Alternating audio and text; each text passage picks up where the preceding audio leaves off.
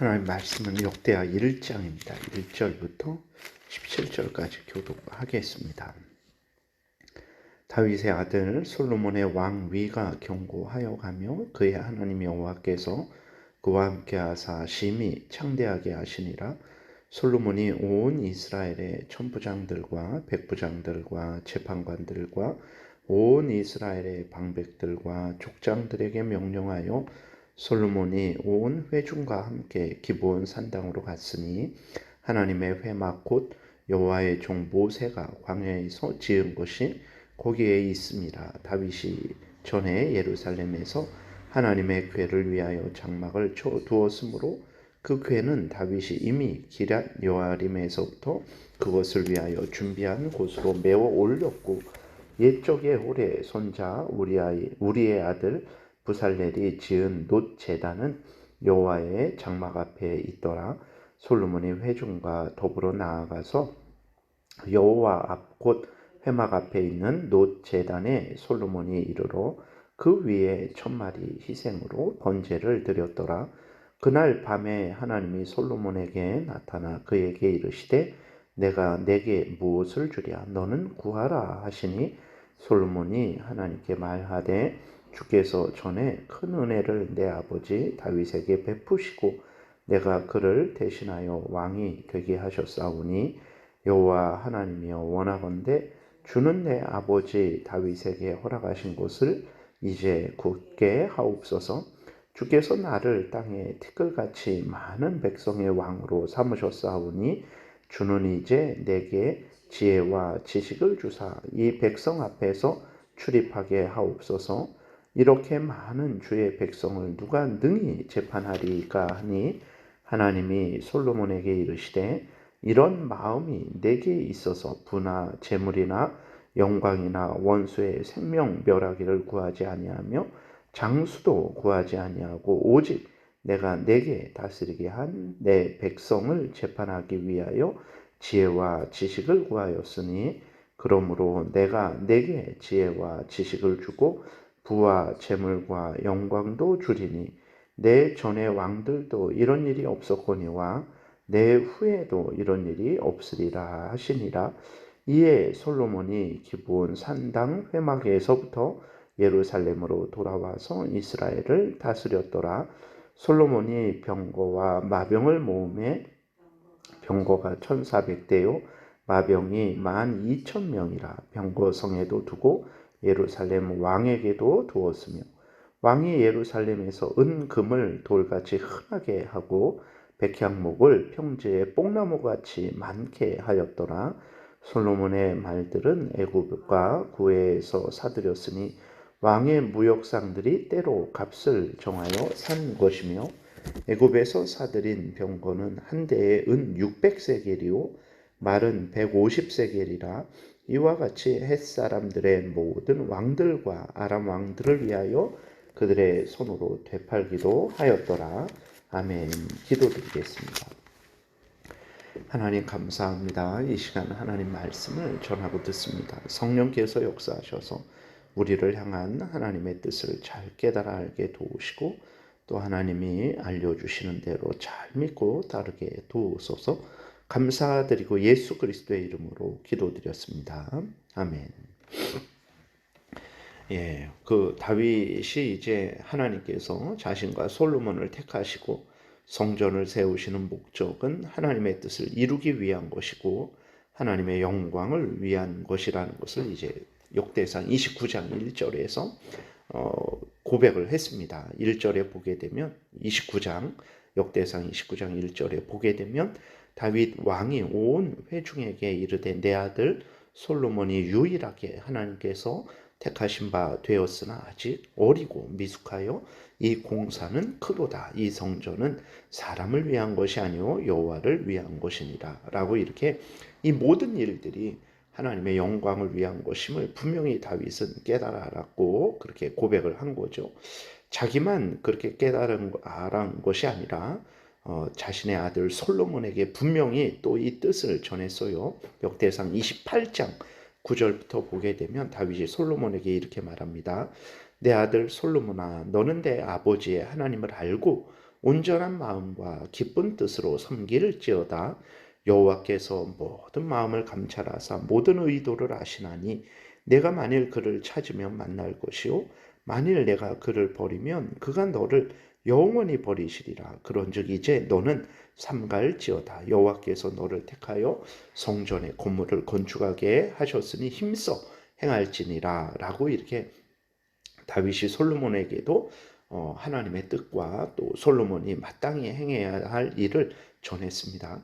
솔로몬 다윗을 통해서 들은 그 하나님의 뜻을 마음에 깊이 간직했고 왕이 되었을 때에 하나님의 뜻을 온전히 행할 수 있는 은혜를 구하기 위해서 하나님의 장막, 아직 성전이 세워지기 전이니까 그 장막이 기브온 산당에 있었어요. 그래서 그 장막 앞에 나아가서 1,000마리의 번제를 드리면서 하나님께 은혜를 구했습니다.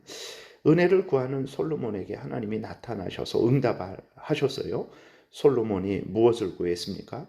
솔로몬은 하나님이 약속하신 것이 그대로 이루어지기를 바랬고 하나님의 뜻대로 행할 수 있는 지혜와 지식을 구했죠.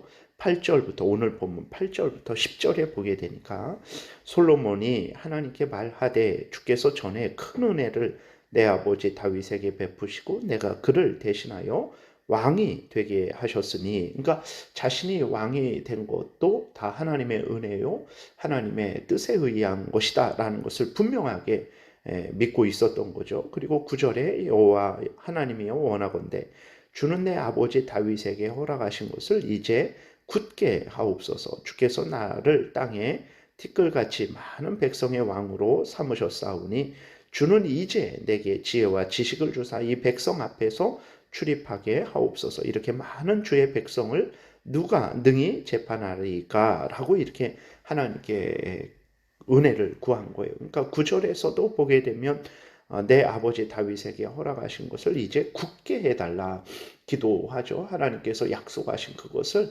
반드시 성취하고 이루어 주십시오. 그리고 내가 그 일을 하는 데 있어서 하나님 저에게 지혜와 지식을 주십시오라고 이렇게 은혜를 구한 거죠. 하나님은 솔로몬이 자신의 부귀 영광을 구하지 않고 하나님의 뜻대로 이루어지기를 구하고 하나님의 뜻대로 행할 지혜와 지식을 구한 것을 기뻐하시고 솔로몬이 구하지도 않은 부와 재물과 영광도 더불어서 허락을 하셨어요. 우리가 이 본문을 통해서 무엇을 깨달아 알아야 됩니까? 많은 사람들이 이제 살면서 하나님의 뜻에는 무관심합니다. 하나님의 뜻을 추구하지 않고 그 뜻을 행하기 위해서 힘써 기도하지 않는 경우가 많아요. 그리고는 어떻게 합니까? 우리 자신의 부와 재물과 영광을 구하는 것을 제일 되는 본분으로 삼죠. 세상에서는 하나님에 대해서 전혀 생각을 하고 있지 않고 세상에서는 부와 재물과 영광을 구하는 것을 이제 자신의 본분으로 삼죠. 그것이 전부다. 인생은 이것을 위해서 태어났다라고 생각을 해요. 근데 문제는 이제 그리스도인들도 그러한 생각을 가지고 살아가는 경우가 종종 있습니다. 그래서는 절대로 안 되죠. 그렇게 부와 재물과 영광을 구하는 자들은 또 그것을 얻어요. 그리고 그것을 이제 누리고 즐거워하고 자랑을 하죠. 근데 우리가 생각해 봐야 되는 것은 이러한 인생이 과연 존귀한 인생이고 가치 있는 인생이고 이것이 정말 복된 인생일까?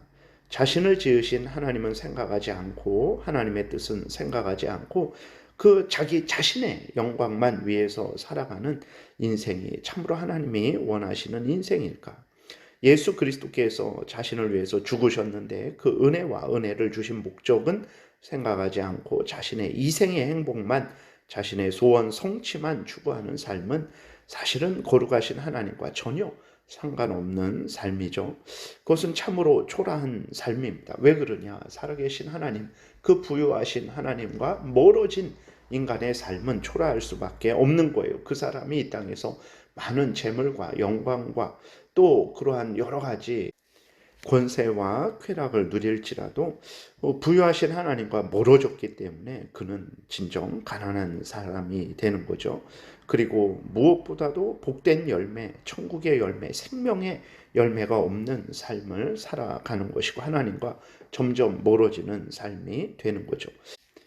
우리는 어떤 삶을 살아야 되겠습니까? 솔로몬이